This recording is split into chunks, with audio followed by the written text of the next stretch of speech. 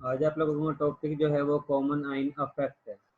Common आइन affect का मतलब है कि जो आप लोगों का केमिकल रिएक्शन होगा उस दौरान सेम आइन की ट्रांसफ़र होनी है, यानी कि आप लोगों के पास जो आइन प्रोड्यूस होगा या जो रिएक्शन कर रहा होगा वो सेम होगा। इस कंडीशन में सबसे पहला पॉइंट आप लोगों का ये होना चाहिए कि आप लोगों को ये पता होगा आप लोगों के पास न्यूट्रल या इनर्ट स्पीशी कौन सी है, एसिडिक स्पीशी कौन सी है और बेसिक स्पीशी कौन सी है। कि वो वाली स्पीशी कौन सी है जिसने प्रोटॉन को रिलीज करना है, वो स्पीशी कौन सी है जिसने प्रोटॉन को एक्सेप्ट करना है, और वो स्पीशी कौन सी है जिसका कोई अफेक्ट नहीं होता, ना ही वो प्रोटॉन को एक्सेप्ट करती है ना ही वो प्रोटॉन को रिलीज करती है। इस कंडीशन में आप लोगों के पास जिस वक्त एसिटिक एसिड को सोडियम एसीटेट को वाटर के अंदर ऐड करते हो तो उस कंडीशन में आप लोगों के पास 3 स्पीशी होती है।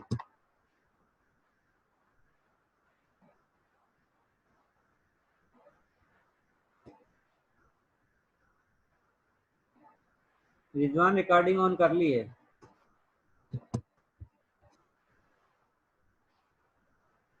जिस वक्त आप लोग sodium acetate plus acetic acid plus water को मिक्स करते हो तो उस कंडीशन में आप लोगों के पास 3 स्पीशी होती है। एक में आप लोगों के पास एसिटिक एसिड है, दूसरी में जो है सोडियम एसीटेट है और तीसरी जो है वो वाटर है।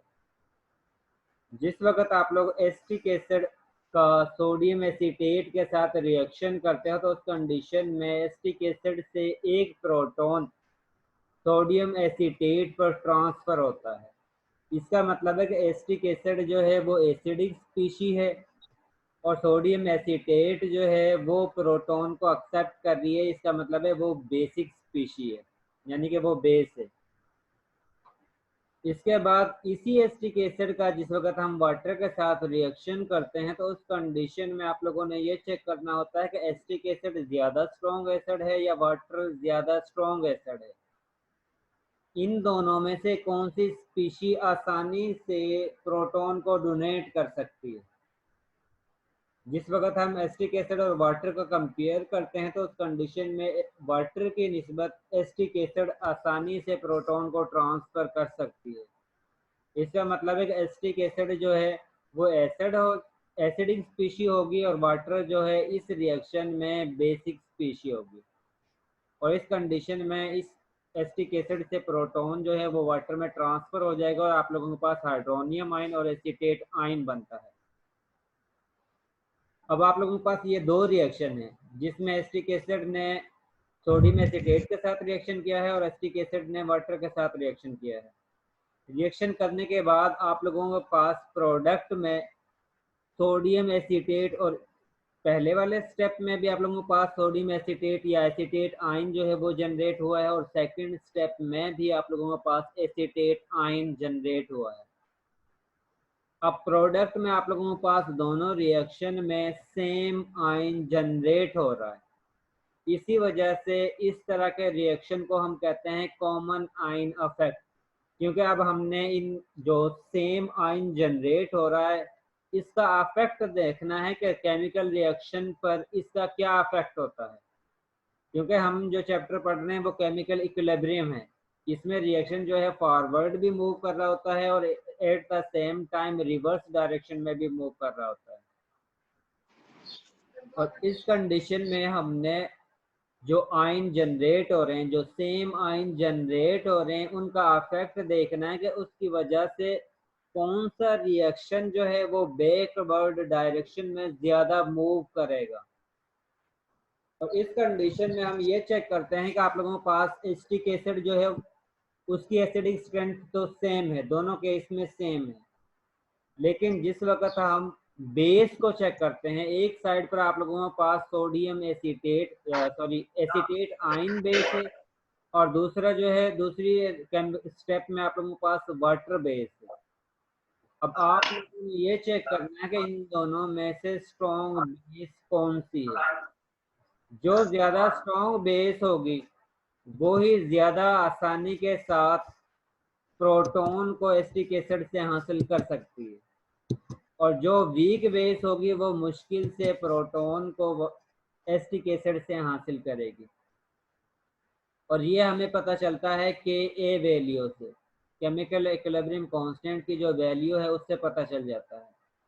या आप लोगों को ये पता होना चाहिए कि आप लोगों के पास जो एसिड और बेस स्पीशी है उसमें से कौन सी स्ट्रॉन्ग एसिड है और कौन सी वीक बेस है या कौन सी स्ट्रॉन्ग बेस है। इस कंडीशन में जिस वक्त हम चेक करते हैं तो उस कंडीशन में एसीटेट आयन जो है वो वाटर की निस्बत ज़्यादा स्ट्रॉन्ग बेस है, क्योंकि उसके पास नेगेटिव चार्ज है। और मैंने आप लोगों को बताया था कि जिसके पास नेगेटिव चार्ज होगा उस कंडीशन में उसका मतलब है कि उसके पास इलेक्ट्रॉन एक्सेस में है, और जिसके पास इलेक्ट्रॉन एक्सेस में होते हैं उसकी मैक्सिमम कोशिश ये होती है कि वो लोन पेयर या इलेक्ट्रॉन को ट्रांसफर कर सके। और सेकंड में वाटर जो है वो न्यूट्रल है, इसका मतलब है कि उसके पास वो न्यूट्रल फॉर्म में स्टेबल फॉर्म में है, और ये एनाइन फॉर्म में जो एसीटेट आयन है उसमें इलेक्ट्रॉन के एक्सेस है। इसका मतलब है कि वो वाटर की निस्बत कम स्टेबल है, और जो कम स्टेबल स्पीशी होती है उसकी रिएक्टिविटी ज़्यादा होती है। इसी वजह से acetic acid plus acetate ion का रिएक्शन स्पीड के साथ होता है। जिस वक्त स्पीड के साथ होगा तो उस कंडीशन में ये एसीटेट आयन जो है वो ज़्यादा अमाउंट में जनरेट होंगे। जिस वक्त हम सेकंड स्टेप को चेक करते हैं तो उस कंडीशन में आप लोगों के पास बेस जो है, जो वाटर जो है वो वीक है, वो एसीटेट आयन से कम प्रोटॉन को एक्सेप्ट करेगा, जिसकी वजह से आप लोगों के पास एसीटेट आयन की कंसंट्रेशन सेकंड स्टेप में कम प्रोड्यूस होगी।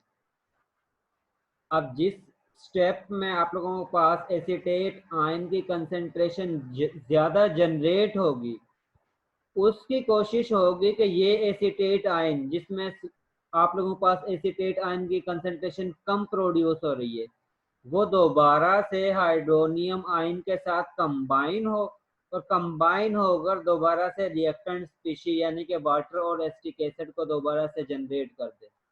क्योंकि आप लोगों के पास प्रोडक्ट में एसीटेट आयन जो है वो एसीटेट प्लस एसिटिक एसिड से ज़्यादा जनरेट हो रहे हैं। अब जिस वक्त एसीटेट आयन की कंसंट्रेशन ज़्यादा होगी उस कंडीशन में इस एसीटेट आयन ने हाइड्रोनियम आयन के साथ ज़्यादा स्पीड के साथ रिएक्शन करना है। जिस वक्त इसका रिएक्शन दोबारा से हाइड्रोनियम आयन के साथ होगा तो उस कंडीशन में आप लोगों के पास वाटर और एसिटिक एसिड बनेगा। अब इस कॉमन आयन अफेक्ट की वजह से सेकंड स्टेप का रेट ऑफ रिएक्शन जो है वो स्लो हो जाता है, जिसकी वजह से आप लोगों के पास हाइड्रोनियम आयन और एसीटेट आयन की कंसंट्रेशन कम होना शुरू हो जाती है। पहले स्टेप की वजह से दूसरा स्टेप जो है वो सप्रेस हो जाता है। जिस तरह अगर आप लोगों की क्लास में से किसी स्टूडेंट के सीजी मार्क्स जो है वो बहुत अच्छे आते हैं क्विज़ में और मिड में, और दूसरा स्टूडेंट जिसका उसके साथ कंपटीशन है उसके मिड में और क्विज़ के मार्क्स कम आते हैं, तो उस कंडीशन में जिस वक्त फाइनल होता है तो जिसके क्विज़ में और मिड में मार्क्स कम आए हैं वो पहले ही ऑलरेडी डिसार्ड हो जाता है। उसका दिल करता है कि वो तैयारी ना करे, क्योंकि उसको पता है कि पहले ही उसका नंबर जो है दूसरे स्टूडेंट से काफ़ी कम है। इसी तरह यहाँ पर रिएक्शन होता है जिस वक्त जिसकी वजह से एसीटेट आयन की कंसंट्रेशन ज़्यादा जनरेट होगी वो दूसरे रिएक्शन को सप्रेस कर देता है, जिसकी वजह से दूसरा रिएक्शन जो है वो प्रोडक्ट से रिएक्टेंट बनाना शुरू कर देता है, और इस अफेक्ट को हम कहते हैं कॉमन आयन अफेक्ट। जिस वक्त एसीटेट आयन और एसिटिक एसिड को मिक्सअप करते हैं तो उस कंडीशन में केमिकल इक्विलिब्रियम की वैल्यू जो है वो 1 है। इसका मतलब है इसकी वजह से अमाउंट जो बन रही है वो ज़्यादा बन रही है। लेकिन जिस वक्त हम एसिटिक एसिड को वाटर के साथ रिएक्शन करवाते हैं तो उस कंडीशन में इसका केमिकल इक्विलिब्रियम कांस्टेंट की वैल्यू जो है वो 1.8 इंटू 10⁻⁻⁵ है। इसका मतलब है कि प्रोडक्ट की अमाउंट बहुत कम है और रिएक्टेंट की अमाउंट जो है वो बहुत ज़्यादा है। क्योंकि आप लोग के या के बी वैल्यू कैलकुलेट करते हो, ये रेशो होता है प्रोडक्ट की मोलर कंसंट्रेशन के दरमियान डिवाइडेड बाय रिएक्टेंट की मोलर कंसंट्रेशन के दरमियान। अगर आप लोगों के पास के वैल्यू इक्विलिब्रियम कांस्टेंट की वैल्यू कम आती है, इसका मतलब है कि आप लोगों के पास प्रोडक्ट की कंसंट्रेशन कम है और रिएक्टेंट की कंसंट्रेशन ज़्यादा है।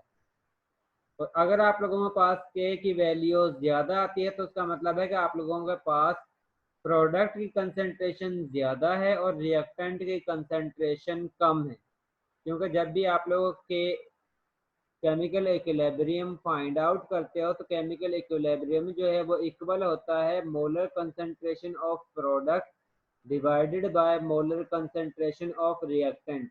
यानी कि प्रोडक्ट की कंसंट्रेशन को मोलर कंसंट्रेशन को रिएक्टेंट की मोलर कंसंट्रेशन से डिवाइड करते हैं तो आप लोगों के पास केमिकल इक्विलिब्रियम की वैल्यू हासिल होती है। अगर वो वैल्यू ज़्यादा होगी तो वो इंडिकेट करेगी कि आप लोगों के प्रोडक्ट की कंसंट्रेशन ज़्यादा है और रिएक्टेंट की कंसंट्रेशन कम है। और अगर आप लोगों के पास केमिकल इक्विलिब्रियम की वैल्यू कम होगी तो वो इंडिकेट करेगी कि आप लोगों के पास प्रोडक्ट की कंसंट्रेशन कम है और रिएक्टेंट की कंसंट्रेशन ज़्यादा है। और जिस वक्त हम इन दोनों स्टेप को चेक करते हैं तो उस कंडीशन में पहले स्टेप में के वैल्यू 1 है और दूसरे स्टेप में के की वैल्यू 1.8 इंटू 10⁻⁻5 है। अब 1.8 इंटू 10⁻⁻5 1 से काफ़ी लो वैल्यू है, जो इंडिकेट कर रही है कि आप लोगों का ये रिएक्शन जो है इसमें प्रोडक्ट की कंसंट्रेशन ज़्यादा है, सॉरी इसमें आप लोगों के रिएक्टेंट और प्रोडक्ट की कंसंट्रेशन ऑलमोस्ट सेम है। लेकिन सेकंड स्टेप जो है इसमें प्रोडक्ट की कंसंट्रेशन बहुत कम है और रिएक्टेंट की कंसंट्रेशन बहुत ज़्यादा है, जिसकी वजह से आप लोगों का सेकंड स्टेप का जो रिएक्शन है वो स्प्रेस हो चुका है और उसी वजह से आप लोगों का जो प्रोडक्ट की कंसंट्रेशन है वो दोबारा से कंबाइन होकर रिएक्टेंट बनाना शुरू कर देती है। और इस अफेक्ट को हम कहते हैं कॉमन आइन अफेक्ट, जिसकी वजह से आप लोगों का सेकंड स्टेप रिएक्शन जो है वो स्लो हो चुका है।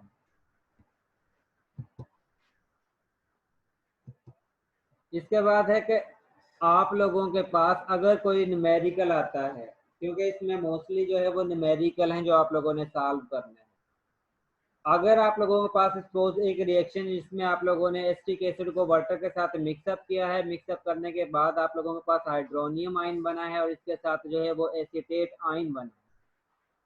और इस कंडीशन में आप लोगों के पास उस वक्त जिस वक्त आप लोगों के पास कोई रिएक्शन नहीं हुआ है, उस कंडीशन में रिएक्टेंट स्पीशी की कंसंट्रेशन होगी लेकिन प्रोडक्ट स्पीशी की कंसंट्रेशन नहीं होगी।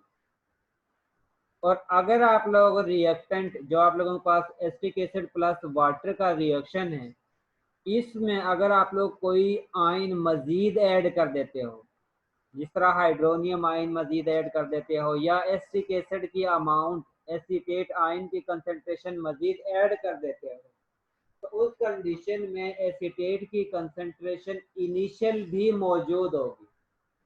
जिस तरह ये आप लोगों के पास जो एग्जांपल है वो कहता है कि आप लोगों ने एसिटिक एसिड को वाटर में मिक्स किया है और उस रिएक्शन के अंदर आप लोगों ने एसीटेट आयन की कंसंट्रेशन 0.10 मोल पर लीटर ऐड की है। इसका मतलब है कि आप लोगों के पास इनिशियल कंसंट्रेशन जो है वो एसिटिक एसिड की है, वाटर की है और इसके साथ एसीटेट आयन की है, क्योंकि आप लोगों ने एसीटेट आयन को इस सॉल्यूशन के अंदर ऐड किया है।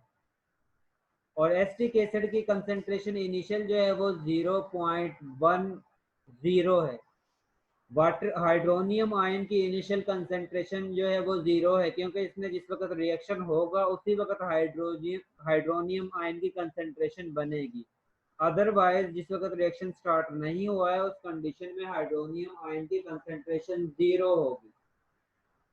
वाटर की कंसंट्रेशन को ऑलमोस्ट हम 1 कंसीडर करते हैं, क्योंकि ये आप लोगों का पास मीडियम होता है। वाटर की कंसंट्रेशन बहुत लार्ज होती है, जिसकी वजह से वाटर के जिस वक्त रिएक्शन होता है तो वाटर की कंसंट्रेशन में बहुत ही कम अमाउंट में वेरिएशन होता है, जिसकी वजह से हम कंसीडर करते हैं कि आप लोगों के वाटर की कंसंट्रेशन ऑलमोस्ट सेम है ऑलमोस्ट 1 है, उसकी वैल्यू ऑलमोस्ट 1 है। इसके बाद एसीटेट आयन आप लोगों ने सॉल्यूशन में ऐड किया है और उसके अमाउंट जो है वो 0.10 मोल पर लीटर है। तो इनिशियल कंसंट्रेशन आप लोगों के पास ये हो गई है। इसके बाद जिस वक्त केमिकल रिएक्शन होता है उस कंडीशन में रिएक्टेंट की कंसंट्रेशन डिक्रीज होगी और प्रोडक्ट की कंसंट्रेशन जो है वो इंक्रीज होगी। हम सपोज कर रहे हैं कि जो आप लोगों के पास रिएक्टेंट की कंसंट्रेशन डिक्रीज हो रही है उसी रेशो से आप लोगों के पास प्रोडक्ट की कंसंट्रेशन इंक्रीज होगी। जितने रिएक्टेंट जो है वो रिएक्शन करेंगे उतने ही अमाउंट में आप लोगों के पास प्रोडक्ट की कंसंट्रेशन हासिल होगी। हम सपोज कर रहे हैं कि रिएक्टेंट की कंसंट्रेशन एक्स जो है वो डिक्रीज हो रही है, इसका मतलब है एक्स मोल ही आप लोगों के पास प्रोडक्ट की कंसंट्रेशन इंक्रीज होगी। इसी वजह से आप लोग जिस कंसंट्रेशन डिक्रीज होती है उसके साथ माइनस का साइन यूज करते हैं और जिसकी कंसंट्रेशन इंक्रीज हो रही है उसके साथ हम प्लस का साइन यूज करते हैं। कि आप लोगों के पास एसिटिक एसिड की कंसंट्रेशन रिएक्शन के दौरान डिक्रीज होती है उसके लिए हम माइनस का साइन यूज कर रहे हैं, लेकिन हाइड्रोनियम आयन और एसीटेट आयन की कंसंट्रेशन इंक्रीज हो रही है इसलिए इसके साथ हम प्लस का साइन यूज कर रहे हैं। इसके बाद जिस वक्त हम इक्विलिब्रियम स्टेज पर कंसंट्रेशन कैलकुलेट करते हैं तो उस कंडीशन में इसकी इनिशियल कंसंट्रेशन माइनस वो कंसंट्रेशन जो कंज्यूम हुई है, यानी कि कंज्यूम इसकी एक्स कंसंट्रेशन हुई है तो इसका मतलब है कि 0.1 मोलर कंसंट्रेशन माइनस जो कंसंट्रेशन डिक्रीज हुई है, यानी कि एक्स कंसंट्रेशन डिक्रीज हुई है तो इनिशियल कंसंट्रेशन में से माइनस करना है वो कंसंट्रेशन जो डिक्रीज हो चुकी है। और प्रोडक्ट में आप लोगों के पास हाइड्रोनियम आयन की इनिशियल कंसंट्रेशन 0 थी, लेकिन जिस वक्त रिएक्शन स्टार्ट हुआ है तो उस कंडीशन में इसकी कंसंट्रेशन इंक्रीज हुई है और इंक्रीज हुई है एक्स। जिस वक्त आप लोग एक्स को 0 में ऐड करते हो तो उस कंडीशन में आप लोगों के पास वैल्यू एक्स ही हासिल होती है। इसके बाद एसीटेट आयन की इनिशियल कंसंट्रेशन 0.1 थी। इसके बाद जिस वक्त रिएक्शन शुरू हुआ है तो उस कंडीशन में एसीटेट आयन मजीद जनरेट होना शुरू हो गया है। इसका मतलब है कि इसकी इनिशियल कंसंट्रेशन में एसीटेट आयन की कंसंट्रेशन मजीद इंक्रीज हुई है और कितनी इंक्रीज हुई है वो अमाउंट है एक्स। तो इस कंडीशन में इक्विलिब्रियम स्टेज पर इसकी कंसंट्रेशन जो है वो 0.10 प्लस एक्स होगी। और जिस वक्त हम केमिकल इक्विलिब्रियम के जरिए इसकी कंसंट्रेशन या वैल्यू को कैलकुलेट करते हैं तो उस कंडीशन में आप लोगों के पास ये मीडियम या सोर्स जो कंपाउंड आप लोग यूज कर रहे हैं वो एसिडिक मीडियम है। और आप लोगों को पता है कि एसिड अगर आप लोग यूज करते हो तो उस कंडीशन में आप लोग केमिकल इक्विलिब्रियम के लिए के ए वर्ड यूज करते हो, क्योंकि आप लोगों के पास ये एसिड डिसोसिएशन कांस्टेंट होता है। और एसिटिक एसिड के एसिड डिसोसिएशन कांस्टेंट की वैल्यू जो है वो 1.8 इंटू 10⁻⁻5 है। और केमिकल इक्विलिब्रियम जो है वो इक्वल होता है molar concentration of product divided by molar concentration of reactant. यहाँ पर आप लोगों के पास molar concentration of hydronium ion into molar concentration of acetate ion divided by reactant में आप लोगों के पास molar concentration of acetic acid आता है और मोलर कंसंट्रेशन ऑफ वाटर आता है। और वाटर का मैंने कहा कि आप लोगों के कंसंट्रेशन इसकी ऑलमोस्ट ड्यूरिंग द रिएक्शन जो है वो 1 ही रहती है। इसी वजह से जिस वक्त हम hydronium ion hydrogen ion molar concentration की जगह पर 1 वैल्यू पुट करते हैं तो 1 को जिससे भी मल्टीप्लाई करेंगे तो आप लोगों के पास वैल्यू वही आती है। अब इस मोलर कंसंट्रेशन में आप लोगों ने इसकी वैल्यू पुट करनी है। हाइड्रोनियम आयन की इक्विलिब्रियम स्टेज पर मोलर कंसंट्रेशन आप लोगों के पास एक्स है, यहाँ पर आप लोगों ने एक्स की वैल्यू को पुट कर दी है। उसके बाद एसीटेट आयन की मोलर कंसंट्रेशन इक्विलिब्रियम स्टेज पर आप लोगों के पास 0.10 इंटू 10 प्लस एक्स है, वो आप लोगों ने वैल्यू पुट कर दी है।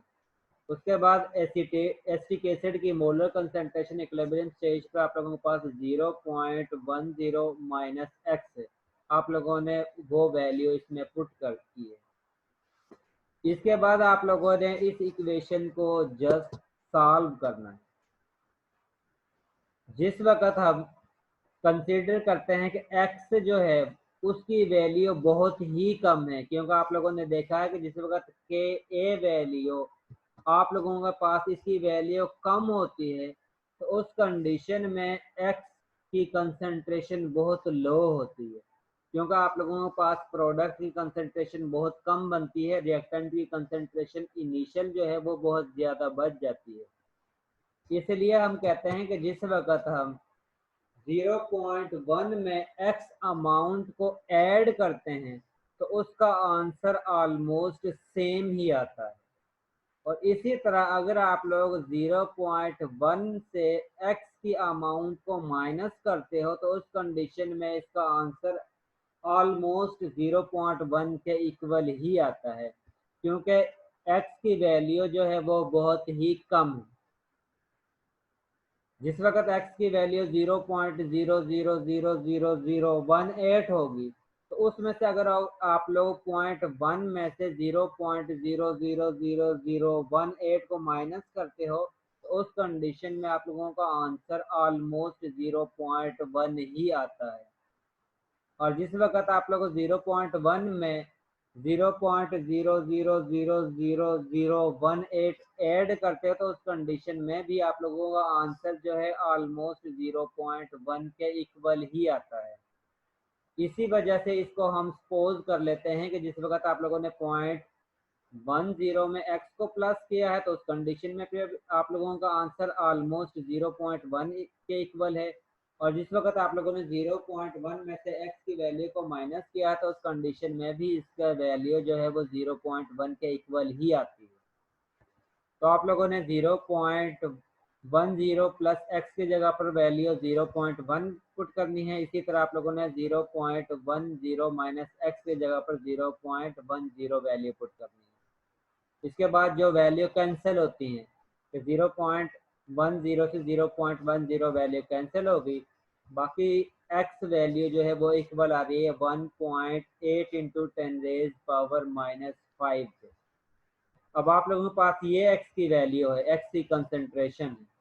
अगर आप लोग इसको नॉर्मल वैल्यू में कन्वर्ट करते हैं तो उस कंडीशन में इसकी वैल्यू आती है 0.00018। और जिस वक्त आप लोग 0.1 में से 0.00018 को माइनस करते हो तो उस कंडीशन में आप लोगों का आंसर ऑलमोस्ट 0.1 के इक्वल ही आता है।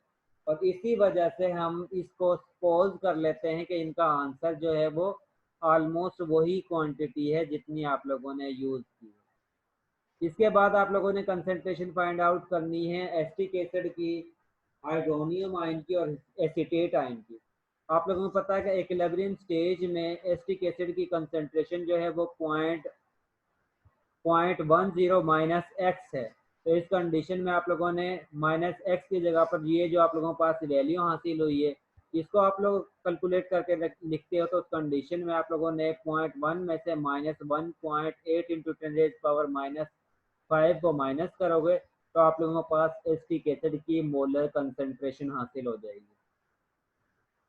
और आप लोगों के पास हाइड्रोनियम आयन की मोलर कंसंट्रेशन एक्स ही थी। इसका मतलब है कि जो एक्स की वैल्यू आई है वही आप लोगों के पास हाइड्रोनियम आयन की मोलर कंसंट्रेशन है। और एसीटेट आयन की मोलर कंसंट्रेशन केमिकल इक्विलिब्रियम में 0.10 प्लस एक्स थी। इसका मतलब है कि एक्स की मोलर कंसंट्रेशन जो आप लोगों के पास हासिल हुई है इसको आप लोगों ने इसमें ऐड करना है तो उस कंडीशन में भी आप लोगों के पास वैल्यू 0.10 मोलर ही आती है। इसके साथ अगर आप लोगों से ये पूछा जाए कि आप लोगों ने इस रिएक्शन की साथ में पीएच भी फाइंड आउट करनी है, यहाँ तक आप लोगों ने जो आप लोगों ने कैलकुलेट की है वो रिएक्टेंट स्पीशी और प्रोडक्ट स्पीशी की मोलर कंसंट्रेशन फाइंड आउट की है।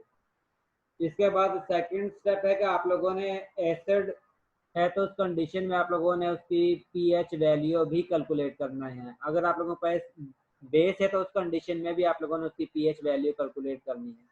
तो उस कंडीशन में आप लोगों को पता है कि pH is equal to minus log के ए के इक्वल होती है, और के ए वैल्यू गिवन है वो है 1.8 इंटू 10⁻⁻⁵। जिस वक्त इसका लॉग लेते हैं और माइनस के साथ उसको मल्टीप्लाई करते हो तो उस कंडीशन में आप लोगों के पास इसकी पीएच जो है वो 4.74 वैल्यू हासिल होती है, जो इंडिकेट करती है कि आप लोगों की इसकी पीएच जो है वो 4.74 यानी कि वाटर की जो पीएच है वो 7 होती है और उससे लेस है। और आप लोगों को पता है कि जिस वक्त पीएच लेस देन 7 होती है तो उस कंडीशन में वो मीडियम जो है वो एसिडिक इन नेचर होता है। इसी वजह से हम जब भी कहते हैं कि एसिटिक एसिड को वाटर में डिजॉल्व कर रहे हैं तो उस कंडीशन में आप लोगों के पास एसिटिक एसिड की पीएच जो है वो लो है। इसी वजह से वो प्रोटॉन को डोनेट करता है और वाटर जो है उसकी पीएच 7 है, यानी कि ग्रेटर देन 4.74 है। तो उस कंडीशन में वाटर जो है वो बेस के तौर पर रिएक्ट करता है। और इस तरह आप लोगों ने न्यूमेरिकल सॉल्व करने हैं। अगर आप लोगों के पास कोई भी न्यूमेरिकल आता है और उस कंडीशन में आप लोगों के पास एक स्पीशी की अगर कंसेंट्रेशन गिवन हो तो उस कंडीशन में आप लोग सेकंड स्पीशी की कंसेंट्रेशन फाइंड आउट कर सकते हो। इसके बाद सेकंड स्टेप है कि आप लोगों के पास सिंपल एसिटिक एसिड को वाटर में डिजॉल्व करते हो तो उस कंडीशन में आप लोगों के पास हाइड्रोनियम आयन बनता है और इसके साथ एसीटेट आयन बनता है। तो इस कंडीशन में जिस वक्त आप लोगों को कैलकुलेट करते हो, पीएच कैलकुलेट करते हो तो उस कंडीशन में आप लोगों के पास के ए इक्वल होगा molar concentration of product divided by molar concentration of reactant. उस कंडीशन में के ए आप लोगों को पता है कि एसिटिक एसिड की के ए वैल्यू जो है वो 1.8 इंटू 10⁻⁵ है, और वो इक्वल होगी molar concentration of hydronium ion जो एक्स है और इसके साथ molar concentration of acetate ion जो एक्स है। इसका मतलब है कि के ए इक्वल होगा x into x divided by 0.10 minus x के। और उस कंडीशन में आप लोगों को जिस वक्त 1.8 into 10⁻⁵ is equal to x square divided by 0.1 minus x के, तो उस कंडीशन में आप लोगों के पास इसकी वैल्यू ऑलमोस्ट 0.1 के इक्वल आती है।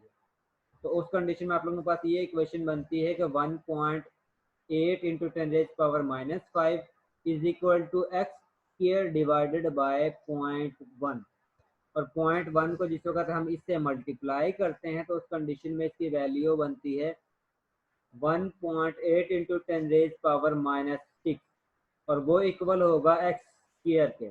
दोनों साइड पर हम स्क्वायर रूट लेंगे तो उस कंडीशन में एक्स की कंसेंट्रेशन जो है वो इक्वल होगी 1.8 इंटू 10⁻⁻⁶ अंडर रूट।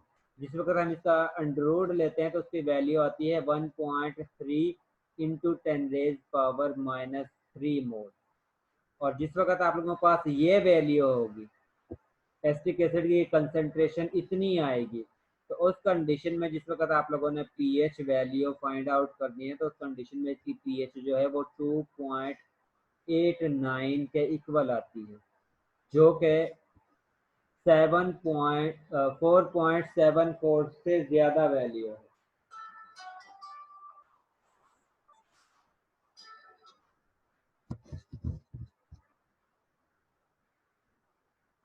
ठीक है, इसका मतलब है जिस वक्त आप लोगों ने एसीटेट अमाउंट ऐड की थी सॉल्यूशन में, उस कंडीशन में सॉल्यूशन की पीएच ज़्यादा थी, और जिस वक्त आप लोगों ने एसीटेट अमाउंट ऐड नहीं की है, जस्ट वाटर का एसिटिक एसिड के साथ रिएक्शन करवाया है, तो उस कंडीशन में इसकी पीएच जो है वो 2.89 के इक्वल आती है। इसका मतलब है कि जिस वक्त आप लोग एसीटेट आयन को ऐड करते हो तो उस कंडीशन में आप लोगों के पास एसिटिक एसिड की एसिडिक स्ट्रेंथ जो है वो डिक्रीज हो जाती है, जिसकी वजह से आप लोगों के पास हाइड्रोनियम आयन और एसीटेट जो है वो दोबारा से कंबाइन होकर एसिटिक एसिड में कन्वर्ट होना शुरू हो जाते हैं। और वो स्पीशी हर एसिडिक स्पीशी की एसिडिक स्ट्रेंथ हमें उस वक्त पता चलती है जिस वक्त एसिडिक मीडियम जो है वो प्रोटॉन को रिलीज करता है।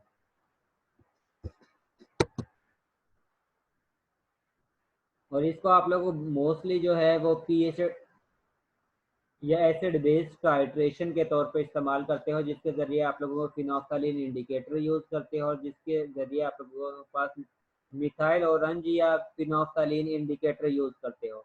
और जिस वक्त इसकी पीएच चेंज होती है तो उस कंडीशन में इसका कलर जो है वो आप लोगों के पास डिफरेंट अपीयर होता है। ये कलर येलो कलर आप लोगों के पास उस वक्त होगा जिस वक्त इसके पीएच जो है वो 4.74 होगी और आप लोगों ने मिथाइल ऑरेंज इंडिकेटर यूज़ किया है। और जिस वक्त आप लोगों के पास इसके पीएच जो है वो 2.89 होगी तो उस कंडीशन में आप लोगों के पास ये कलर अपीयर होगा। और ये इस तरह के टाइट्रेशन को हम कहते हैं आप लोग ये एसिड बेस्ड टाइट्रेशन है। और इसके लिए आप लोग एक इंडिकेटर यूज़ करते हो जो इंडिकेट करता है कि जिस वक्त आप लोगों के पास मीडियम की पीएच चेंज हो रही है तो उसके साथ ही उसका कलर जो है वो भी चेंज हो जाता है।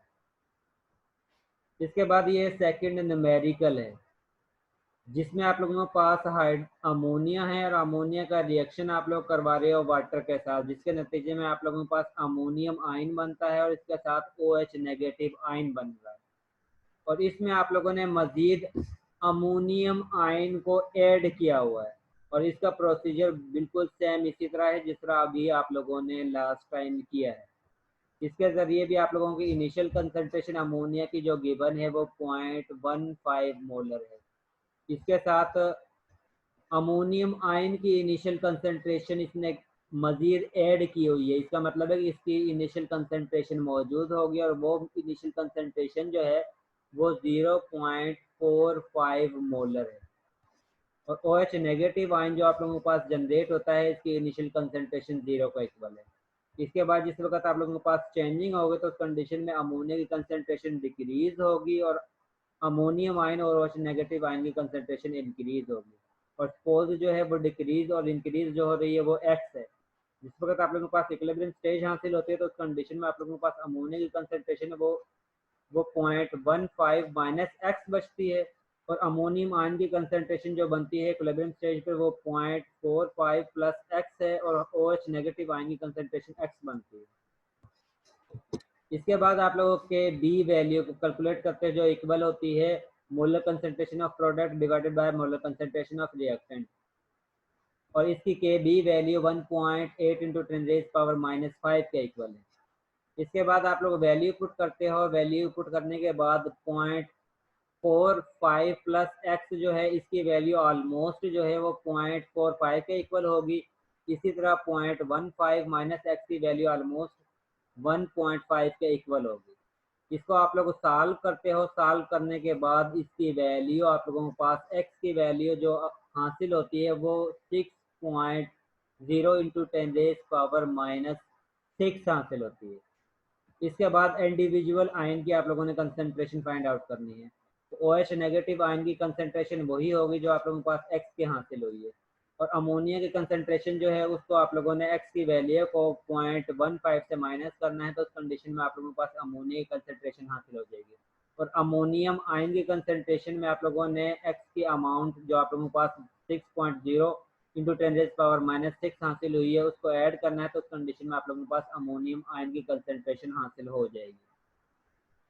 इसके बाद आप लोगों ने पीएच फाइंड आउट करनी है। यहाँ पर आप लोगों के पास जिस तरह आप लोग Kn वैल्यू कैलकुलेट कर रहे थे इसी तरह यहाँ पर आप लोगों ने इसकी पीएच कैलकुलेट करने के लिए Kw को डिवाइड करना है बेसिक मोलर कंसंट्रेशन से।